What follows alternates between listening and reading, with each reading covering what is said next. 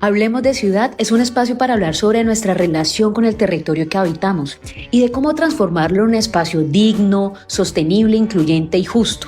Civitas nos convoca a caminar el territorio, a conversar sobre la ciudad en búsqueda de la construcción de ciudadanía.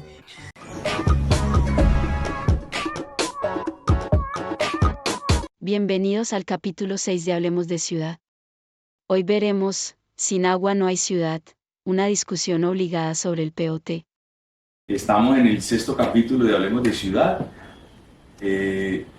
titulado Sin agua no hay ciudad. Lo que hacemos normalmente es no presentarlos nosotros, sino que ustedes se presenten brevemente. Quien les habla, Julián Bonilla. Francisco Bonilla. Vamos a ser los que vamos a articular esta conversación. Y por favor, arranquemos. Bueno, buenas noches para todos. Mi nombre es Beatriz Sierra, soy bióloga de profesión.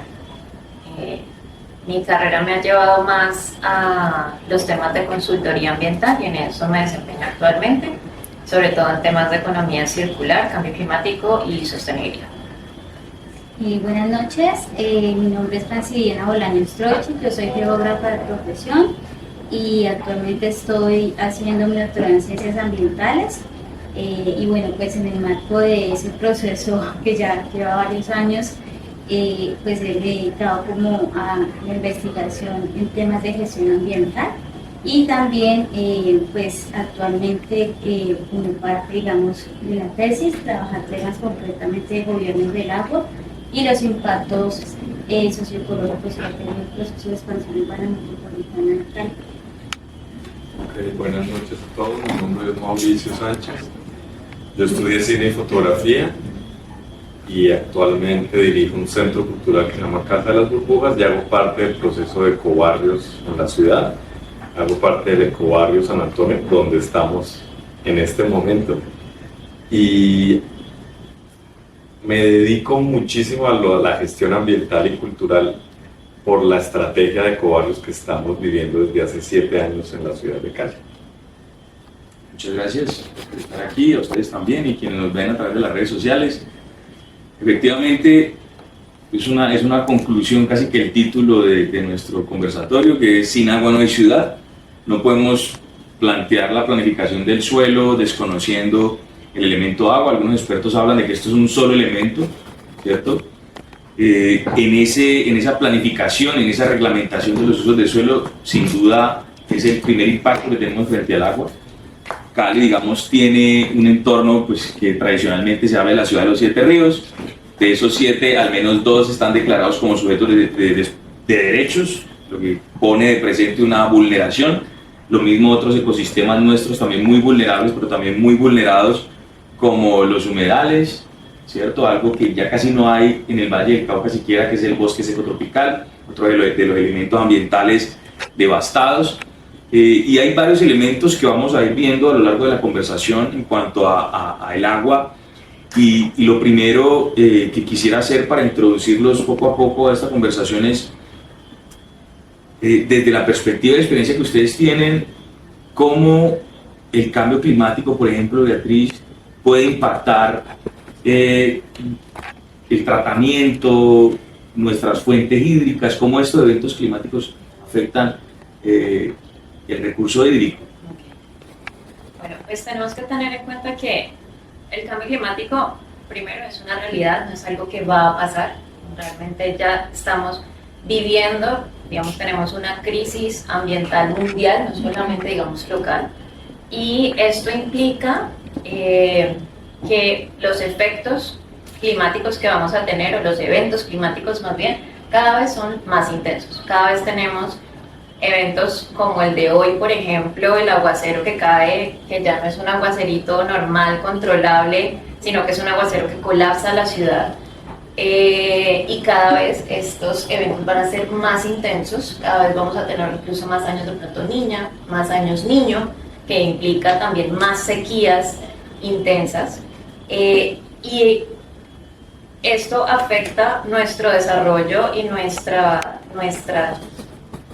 calidad de vida, pienso yo, porque pues en últimas pone en riesgo la población, sectores que antes no se inundaban hoy quedan hechos piscina y pues eso te afecta a vos en tu patrimonio, te afecta en tu salud, nos afecta pues en todos los sentidos, afecta la movilidad, afecta las enfermedades que están asociadas a agua, las enfermedades que están asociadas a exponernos a un agua que de pronto no esté en la mejor calidad. Entonces, digamos, desde el punto de vista de inundabilidad, nos afecta significativamente e incluso afecta el abastecimiento del recurso, porque muchos de nosotros de pronto lo vivimos, que el río empieza a bajar con mucho más sedimento, las plantas no tienen la total capacidad para garantizar la calidad del agua en los requerimientos que se necesita para garantizar el abastecimiento de la ciudad. Tenemos obviamente un reservorio que creo que salvó mucho la gestión del agua en la ciudad, pero aún así pues afecta esa posibilidad de abastecimiento. Y por el otro lado, digamos, el otro efecto, que son las sequías, los efectos cuando tenemos veranos intensos en donde de hecho todos gastamos más, ya sea en ventilador, aire acondicionado, lo que sea, para medianamente, digamos, aguantar, están las enfermedades que están asociadas justamente a los esquemas o a los aumentos significativos de temperatura. Las enfermedades respiratorias tienen también que ver con esto. La vulnerabilidad de nuestros ecosistemas, la pérdida incluso de especies por este cambio que está dándose en unas velocidades además, digamos, más intensas o más rápidas de lo que en teoría debería darse. Entonces, esto obviamente nos invita a repensarnos nuestro estilo de vida, nuestra manera de ver el territorio, porque evidentemente ya es un efecto que está aquí, para el cual simplemente tenemos que buscar cómo adaptarnos y buscar cómo adaptar nuestro estilo de vida. Gracias. Desde ese concepto que me gustaría que rompieras un poco con el concepto de lo que es la gobernanza del agua. Por ahí estuve, dentro de lo que estuvimos estudiando, investigando, hay como incluso un conflicto, porque algunas comunidades indígenas hablan de ordenamiento del agua y no un gobierno, como que hay una dificultad incluso con el concepto, pero ese concepto de los gobiernos del agua me parece trascendental, también en búsqueda de maneras de optimizar y de cuidar nuestros recursos. ¿Cómo desde los gobiernos del agua y de esa gestión sostenible de este elemento ambiental y obviamente de nuestros recursos naturales podemos enfrentarnos a una situación de racionamiento, por ejemplo, como lo que se vive en Bogotá en estos momentos? Pues, bueno, conceptualmente, pues me posiciono más como desde la idea de gobierno, un poco lo he venido trabajando, lo cual no quiere decir que, digamos, uno repute, digamos, otros conceptos como el tema de la gobernanza.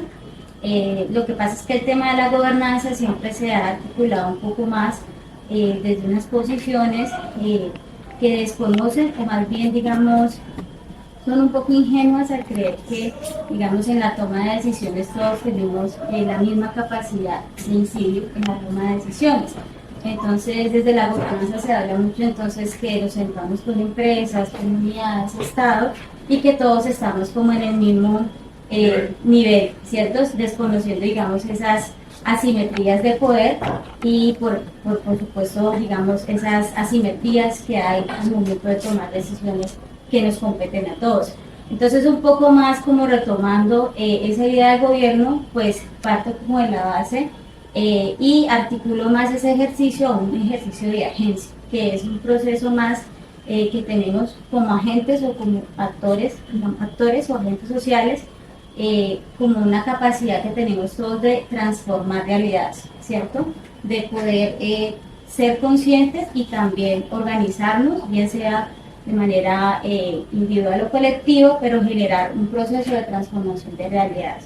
Entonces, la idea del gobierno del agua, que parte como, digamos, de reconocer, digamos, esa capacidad de agencia y de reconocer que existen pluralismos, digamos, en los procesos de agenciamiento, pues permite también entender, digamos, una idea un poco más amplia que lo vienen trabajando mucho el tema de la gestión comunitaria del agua, ¿cierto?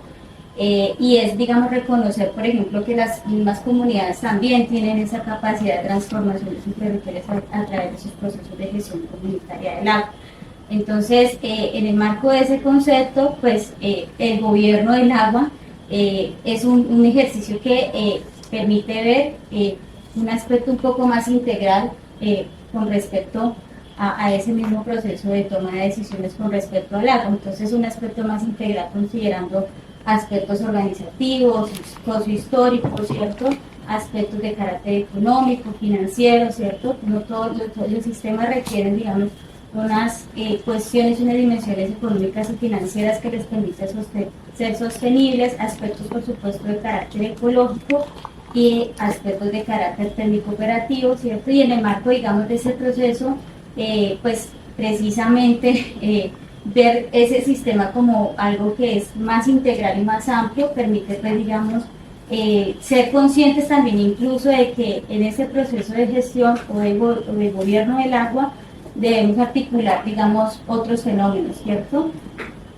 Por ejemplo, u otros procesos como es el tema de la planificación ambiental y territorial.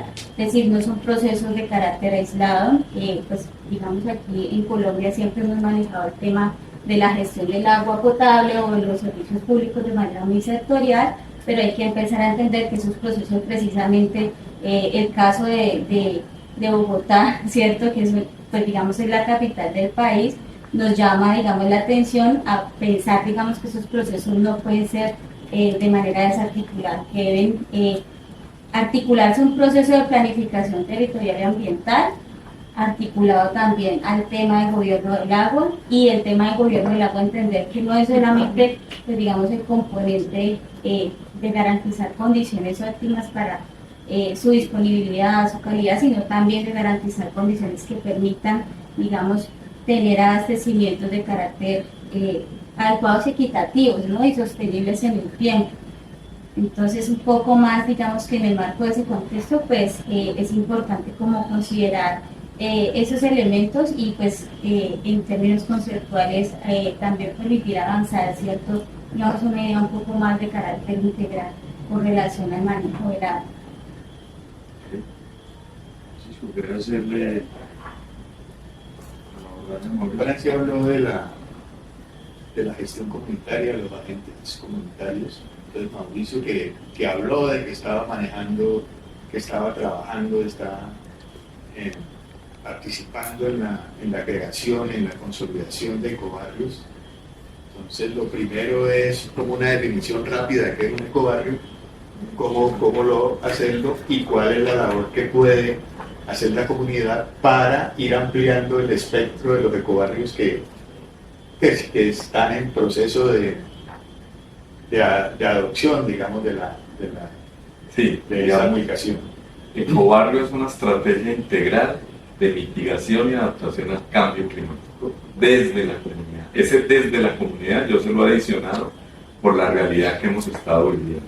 Digamos que la propuesta inicia en el Departamento de Gestión Ambiental DAGNO, en una oficina que se llama Calidad del Aire, pero una vez llega a la comunidad se apropia de él, afortunadamente, y el DAGMA acompaña periódicamente, bien de una manera un poco ineficiente, pero afortunadamente las comunidades se han apropiado del concepto y entonces lo están llevando a cabo. Ahí hay, digamos que una pequeña crisis de la gobernanza, porque las entidades que deberían cumplir un rol protagónico no lo hacen y la comunidad queda un poco paria, sola, tratando de llevar a cabo la estrategia. Ahora, afortunadamente, hay líderes ambientales en todos los territorios, gente comprometida con la vida. Básicamente un líder ambiental es una persona que está comprometida o con los animales, o con el bosque, o con el río. Entonces es gente que independientemente si hay recursos o no hay recursos, hay un compromiso con la vida y con el territorio. Entonces nos hemos encontrado en los ecobarrios con gente comprometida con su trabajo, que día y noche 24/7 está en esa gestión.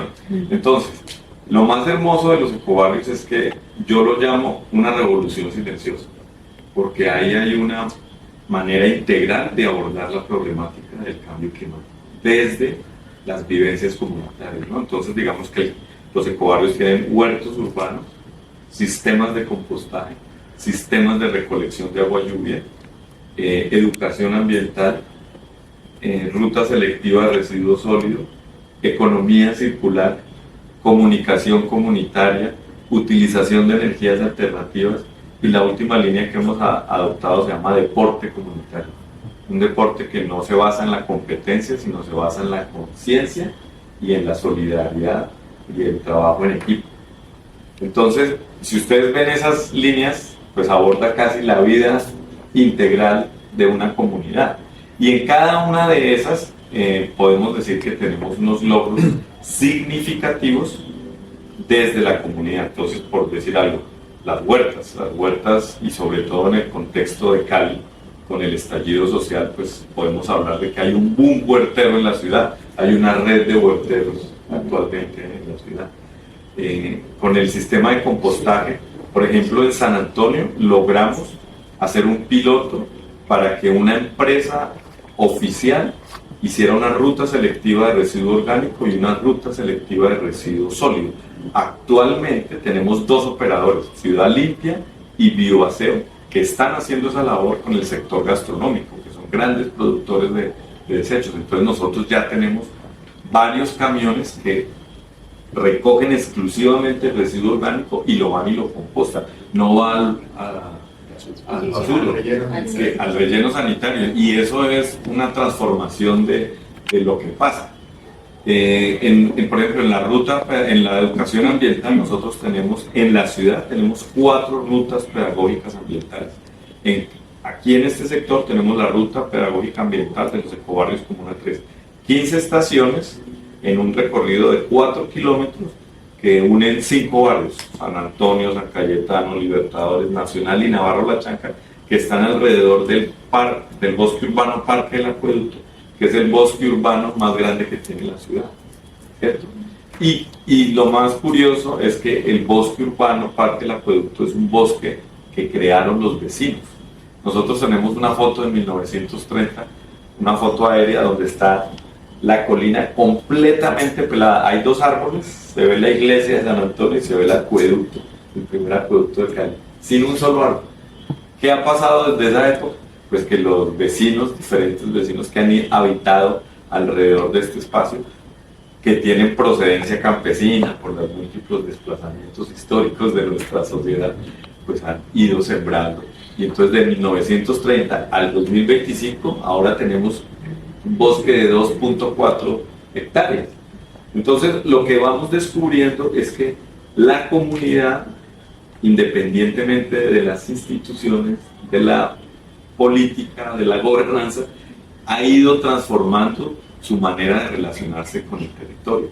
Y los ecobarrios lo que hace es evidenciar un poco lo que se está haciendo en cada uno de esos niveles. Otro dato, por ejemplo, vivimos en una de las zonas del país y del mundo donde más agua cae, del cielo literalmente, pero no tenemos la cultura de utilizar esa agua.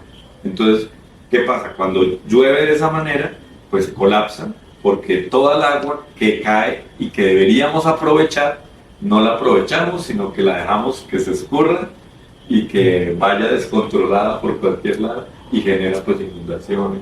Si tuviéramos, por ejemplo, en otras partes del mundo donde no llueve, pues hay la cultura de cuidar el agua que cae del cielo y entonces pues se conduce, se almacena. Los datos son que en nuestra ciudad, en esta zona, si tuviéramos la cultura de cuidar el agua que cae del cielo, no necesitaríamos casi ni acueducto, porque es tal la cantidad de agua que cae que podríamos almacenarla, volverla potable, o sea, disponerla de una manera diferente a lo que hacemos. Y eso pasa porque hemos sido una sociedad que está de espaldas a lo que nos ofrece el territorio. En el caso de Cali, por ejemplo, 7 ríos. ¿Qué pasa con esos 7 ríos que llegan? 6 ríos casi se vuelven caños, incluido el río Cali. O sea, el río Cali, antes de entrar a Cali uno se puede bañar, pero cuando sale de Cali es un caño pequeñito, espeso y completamente contaminado, el río Cali. ¿Qué pasa con el río Libí? ¿Qué pasa con el río Cañaveralejo? El dato del río Cauca. El Cauca pierde la mitad de su vitalidad cuando pasa por Cali. Casi Cali lo elimina, o sea, el hombre se empieza a recuperar después de que sale de Cali.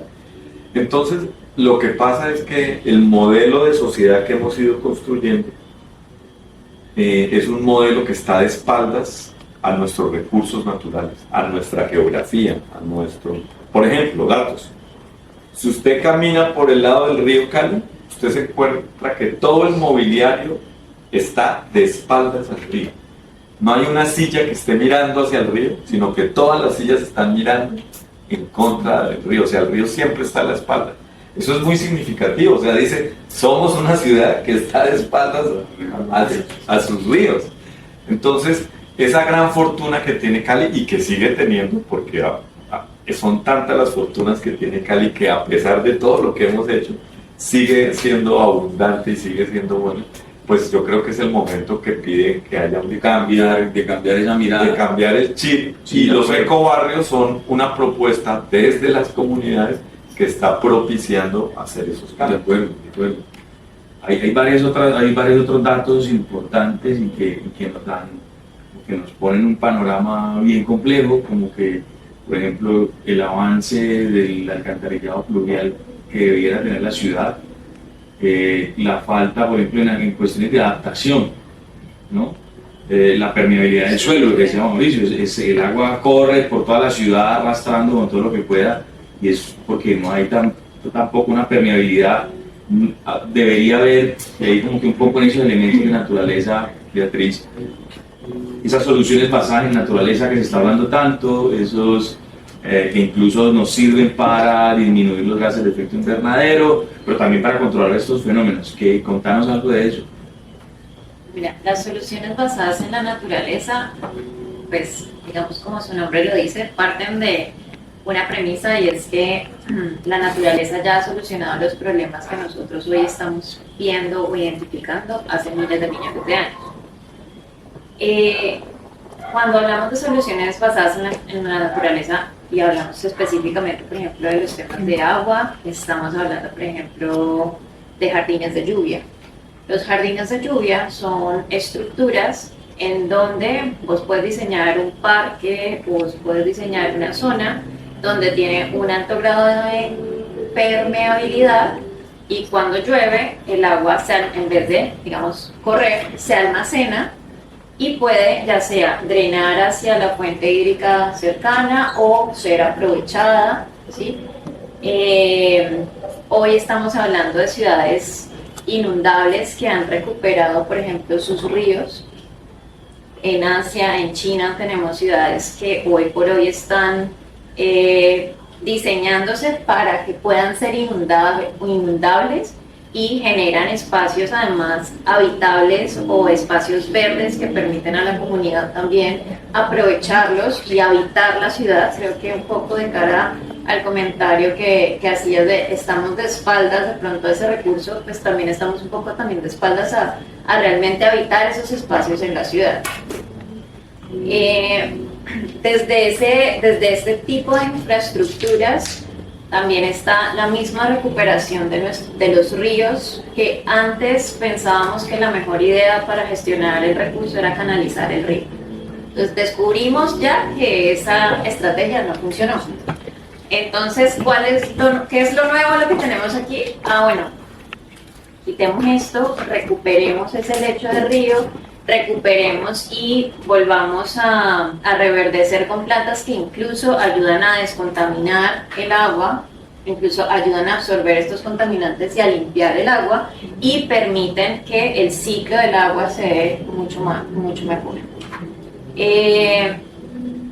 Desde ese punto de vista, cuando hablamos de soluciones basadas en la naturaleza, hablamos de ciudades pensadas para capturar y mantener el agua dentro del ciclo en ese territorio, y no, digamos, de exportarla, que es lo que hoy nuestros sistemas, digamos, convencionales hacen. El alcantarillado, así tengamos ausencia o tengamos pues como deficiencia en nuestro alcantarillado pluvial. De todas maneras, su función es drenar y mandar hacia el río, pero entonces el agua no se queda en el territorio, y eso con el tiempo también va afectando ese microciclo del agua y esa disponibilidad de recurso hídrico que tenemos.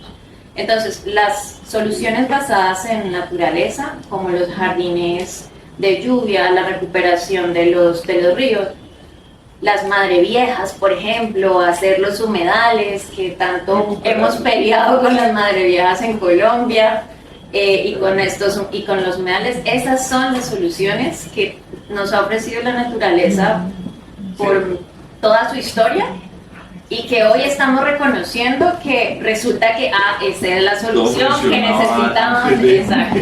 Estamos reconociendo que sí funcionaba y que necesitamos de esas estructuras, ya sean naturales o reestructuradas, para poder abordar los retos que tenemos. Hay algo que nosotros tratamos de preparar una conversación, ¿no? Como para estar conectados y articulados, pero es como seguimos leyendo y seguimos estudiando, uno va descubriendo cosas distintas. Hemos hablado, o mucha gente habla, por ejemplo, de utilizar el agua subterránea, ¿cierto? Los acuíferos. Y resulta que en México, Ciudad de México, tuvo una crisis porque dependía de los acuíferos primero, y acabaron con ese recurso y tuvieron unos problemas de sequía gravísimos. No se trata de sigamos escarbando a ver de dónde sacamos agua, esa no es la solución, ¿cierto? Esa no es la mirada. Nosotros tuvimos una conversación sobre eso, se habló de que es que Coca-Cola tiene unas concesiones de agua, el gremio de la caña pues, no solamente ha hecho un daño social y ambiental grandísimo, sino que usa unos recursos como el agua y a un bajo costo, y nos cuesta muchísimo, por ejemplo, producir toda esa caña, pero viniendo hacia eso y tratando de que lleguemos a un punto que es objetivo de estos espacios, es empezar a pensar en el ordenamiento territorial, en la planificación, en cómo quedamos nosotros en el plan de ordenamiento territorial. Y estamos justo en eso, ¿no? Claro, estamos en esa discusión y es un espacio para eso. Entonces, Franz, desde tu experiencia, desde tu investigación, desde tus saberes de la gobernanza del agua, pero también lo que haces en esta organización que tú, digamos, ejerces profesionalmente, ¿cómo logramos llevar una apuesta de estas para fortalecer esos gobiernos del agua? ¿Cómo pudiéramos articularnos con el ordenamiento territorial, con la visión puesta en tratemos de dar algo en el plan de ordenamiento territorial que nos permita defender este proyecto? Sí, bueno, pues partiendo como con relación, digamos, como pensar en el futuro, y también la apuesta que estamos en el marco, digamos, de este momento también importante de la planificación, hay un aspecto clave, y es también tener en cuenta como las transformaciones que debe generar ese mismo proceso, por ejemplo, de expansión urbana, ¿cierto? En el caso, digamos, de Cali y del área de influencia metropolitana, pues el crecimiento de la ciudad se ha ido expandiendo, pues incluso en zonas que son zonas de recarga de acuíferos, que son zonas de descarga de acuíferos, y creo que eso es un elemento importante que se venía planteando desde hace mucho tiempo, y es que hay que hacer un proceso de control de la expansión urbana, ¿cierto? No podemos seguir creciendo de esa manera, y pues digamos ir resolviendo como en la medida en que van surgiendo, porque precisamente pues todo lo que pues ha sucedido es precisamente porque no se ha hecho una planificación oficial, ¿no? Y cuando pues digamos en el marco de ese proceso también es muy importante, digamos, de cara es empezar también a fortalecer de hecho iniciativas que no son nuevas. Por ejemplo, la gestión comunitaria del agua viene funcionando hace muchísimo tiempo. Han sido las comunidades, por ejemplo, rurales, las que han resuelto de manera autónoma sus temas de abastecimiento de agua. Por ejemplo, en las zonas rurales, cuando el Estado no llega, pues son ellas las que terminan resolviendo el tema del agua, y hay allí iniciativas muy importantes que se han empezado a fortalecer también, teniendo en cuenta como esa relación de carácter público-comunitaria. Entonces hay que apuntar, digamos, también a conformar el marco de la gestión tengan un carácter público comunitario que permita también jalonar, porque también uno reconoce que digamos, esa manera autónoma que le han hecho las comunidades también ha implicado para ellas muchos desafíos, ¿no? O sea, les ha tocado que resolver de cuenta propia, entonces hay muchos sistemas que tienen muchos problemas, esos procesos que ya vienen andando, ¿cierto? Hay otro tema que, por ejemplo, en el marco de la planificación, creo que, digamos, el tema que ha sonado mucho, digamos, particularmente en esta coyuntura nacional y política que tenemos actualmente, es el tema de ordenar alrededor del agua. Entonces vamos a hacer un ordenamiento alrededor del agua y no solamente reconocer, por ejemplo, la importancia de tener esos determinantes, sino también que existen, por ejemplo, desde hace poco conocí un poco el tema como el tema del litigio estratégico desde la misma ciudadanía en el contexto ambiental, y es mirar que también existen unas herramientas que desde la misma ciudadanía se pueden impulsar a través de ese litigio estratégico que pueda permitir, digamos, afianzar propuestas de ordenamiento propio, ¿cierto? Porque una de las principales falencias del ordenamiento y la planificación creo que ha sido precisamente esa falta de apropiación, digamos, porque siempre se han hecho de manera muy verticalizada, a pesar de que en teoría, digamos, dentro de la norma se solicita que haya un proceso de planificación participativa, pues esos espacios terminan siendo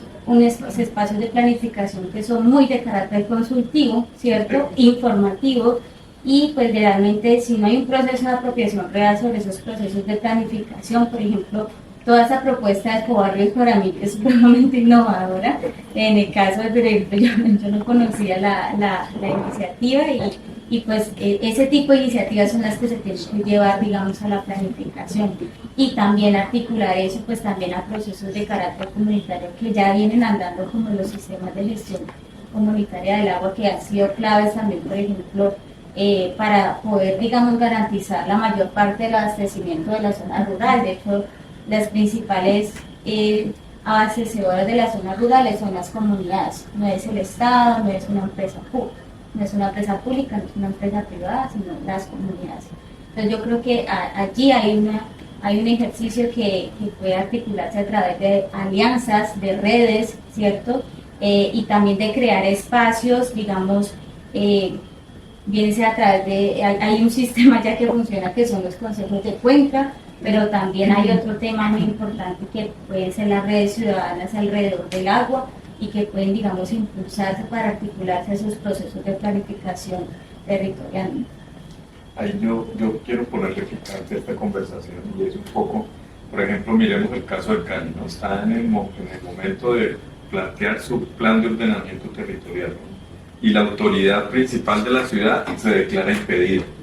El alcalde se declara impedido porque su familia y sus intereses como persona productiva no le permiten ejercer su cargo dentro del plan de ordenamiento territorial. ¿Y qué pasa? Entonces el Ministerio del Interior tiene que nombrar un alcalde ad hoc para el tema del plan de ordenamiento territorial. Eso es una radiografía de lo que vive Cali, ¿sí? Entonces la máxima autoridad de la ciudad tiene intereses particulares que van en contravía del plan de ordenamiento territorial, que tiene que ver con la construcción en zonas de expansión, que tiene que ver con el negocio de la caña, que tiene que ver con lo que afecta esa nueva visión del territorio, ¿no? Entonces, ¿qué vamos a hacer como ciudadanos para contrarrestar esa realidad? Porque esa es la realidad que tenemos. Yo le haría esa pregunta. Y el alcaldeado también es uno que estuvo antes en infraestructura y tampoco hizo creación de ciudad, o sea, no tuvo en cuenta esto para el diseño de ciudad. Francisco, ayúdanos a tratar de cerrar esta primera etapa, porque este ejercicio es la mitad hablamos aquí, la otra mitad vamos a hablar con ustedes. Entonces Francisco cierra y dejamos de transmitir y venimos con el público. Estábamos hablando del POT. Yo participé en el primer POT de 2000, en el 2014 también tocó. Conocí las normas anteriores al POT, el Código Urbano, el Estatuto de Uso del Suelo. Y entonces uno ve, sobre todo hasta el POT del 2000, no hay ninguna aproximación al tema de la sostenibilidad del agua, la gobernanza del agua, nada de eso. Yo pienso que eso se debió a que teníamos agua, no nos importa el agua, Porque hay sí, muchas. hay mucha agua, exacto. La maldición de la abundancia. Fíjate que estaba preguntándole la fecha, pues de más o menos hace cuánto le viene hablando del cambio climático, estamos hablando de finales del siglo pasado, por ahí. Y el POT de 2000 no tuvo en cuenta nada del cambio climático, nada de esa problemática que se iba a generar, por ejemplo en Bogotá, que es muy diciente, ¿no? 8 millones de personas con más de un año en racionamiento, imposible. El POT del 2014 pues trajo alguito, y ese alguito me pareció pues es así haya sido partícipe, solamente hablamos de los SUDS, Sistemas Urbanos de Desarrollo Sostenible, que son reservorios para agua, lluvias, para creciente, pero eso era más de gestión del riesgo que de gestión del agua, ¿no? Como tal. Sí, claro, nos vamos a inundar, entonces retengamos el agua en reservorios o en tanques, que dice que en la zona urbana se deben hacer en tanques, en el área de expansión era reservorios, y esperemos que baje la corriente. la precipitación y ellos se vayan yendo suavemente. Yo creo que esta oportunidad para este nuevo POT, que entre otras cosas se cayó porque el alcalde anterior se declaró impedido también, tenía conflicto de interés, pero la Procuraduría nombró el alcalde, y resulta que por ley no lo puede nombrar la Procuraduría sino el presidente. Entonces ahora pues obviamente el alcalde tiene conflicto de interés, pues es poderoso, tener recursos y tener un mundo de cosas. Entonces hizo bien en declararse impedido antes de que empiece la formulación, o sea, recién se posesionó, él se declaró impedido. Claro, pero entonces hay que preguntarnos cuál es el ejercicio actual, ¿no? ¿Qué está pasando? Pero sigue siendo manejado por la administración, la formulación del fondo.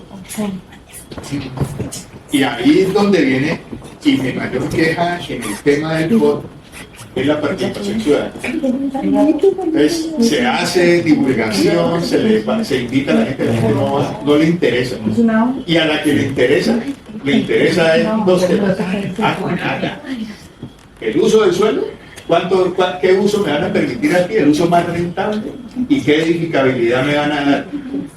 No me importa el agua. El modelo de negocio. El modelo de negocio, tanto del poderoso, tanto del Camacuy, como de cualquiera. Claro, pero no, ahí hay una restricción, y es que necesitamos transformar la manera en que miramos el territorio y en que nos relacionamos con el territorio. No podemos seguir pensando que todo es un negocio. O sea, No, por eso, pero es la comunidad. Entonces, por eso te digo, esa participación, además los cabildos abiertos en el consejo, pues, ponen, cualquiera van 100 personas, se inscriben, dan un discurso, los concejales están o no están en otra cosa, listo. Se toman algunas notas, pero esa participación es muy elemental. No se hablan los temas importantes, se refieren a esas dos cosas. Lastimosamente, en términos de ley, la participación se asume como la firma de la asistencia y escuchar unos informes, pero ahí no hay participación comunitaria. Y yo creo que ahorita que ustedes lo plantean precisamente es que se queda como en un espacio constructivo. Yo creo que, bueno, primero el modelo no es coherente con la esencia de la participación, ¿no? O sea, la mayoría de las veces no la pasamos, me incluyo, resolviendo, digamos, en diversas ocupaciones, que también uno dice, pues sí, debería haber un modelo de vida o un modo de vida que le permita a uno participar realmente y efectivamente. Ahora bien, los espacios que se han creado, pues son espacios que se dejan de manera muy consultiva, donde realmente pues se lleva, se le consulta a la gente, es como una extracción de lo que tú piensas, de lo que haces, pero uno dice, bueno, y realmente yo coincido para transformar eso. ¿Qué estrategia de participación también se están empleando desde las instituciones para garantizar realmente que la gente participe? O sea, también es que... Por eso hemos creado este espacio. Hablemos de ciudad. y vamos Para que la gente aprenda, vamos a continuar. para que la gente aprenda qué es el POT, porque mucha gente no sabe.